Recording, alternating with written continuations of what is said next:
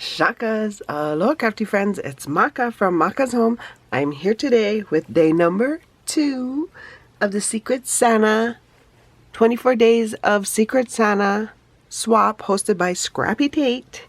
And day number 2, look at the packaging from my Secret Santa. Day number 2 says he will be called Wonderful Counselor, Mighty God, Everlasting Father, and Prince of Peace. Isaiah 9:6. So let's see what we have in this beautiful red bag. And if you didn't see yesterday's day 1 opening, I will link it here.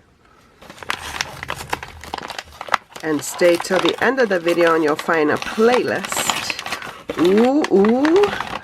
One could never have enough foam tape.